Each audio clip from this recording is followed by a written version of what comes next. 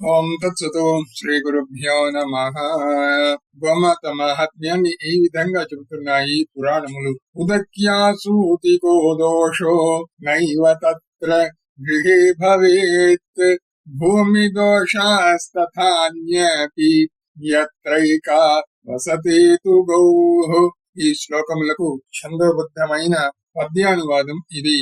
గోవున్న చోటుండదు పురిటి మైల మరణమైల నెలత నెలసరి మైల ధేనుకంటదు మైల నిత్య శుద్ధ పవిత్ర శక్తి గోమయమూత్ర పాల నెయ్యి దధి మిశ్ర పంచగవ్యానికి సొంతము వాస్తు దోష భయం మురాదే గోష్పదం మాను భూమికెన్నడు పెంచు ధేను వెంట సకల శుభదాత్రి ధనద వసుధ. గోవునిశ్వసంబు సోకినింటనిపుడు పరమ శాంతి కలుగునావు పెంచి నిత్య పూజ చేసి నీరాజనములీయంగ చేరు దేవగణములెల్లా. గోమాత ఎక్కడుంటే అక్కడ పురిటి మైల దోషములు ఉండవు, మరణ మైలలు ఉండవు, అలాగే స్త్రీలకు వచ్చి నెలవారి మైలలు కూడా ఉండవు. కనుక అందరూ కూడా ఆవును పెంచుకోవడము లేదా గోమాత సేవలు చేయడము చేయాలి. నేడు దౌర్భాగ్య పరిస్థితి ఏమిటంటే ప్రతి ఇంట్లోనూ కూడా స్త్రీలను నెలసరి సమయంలో శౌచము పాటించటం లేదు.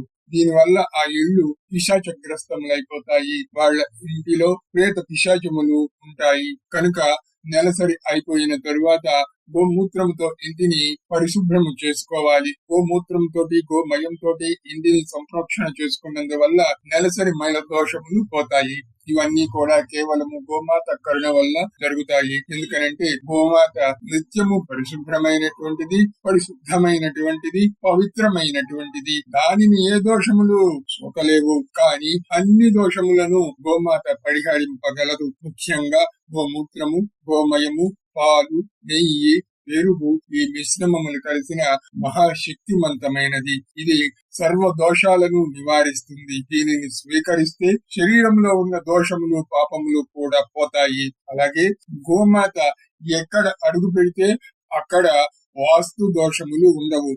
అలాగే గోమాత శ్వాస తగిలిన ప్రదేశములన్నీ కూడా సకల దోషములను కోల్పోతాయి.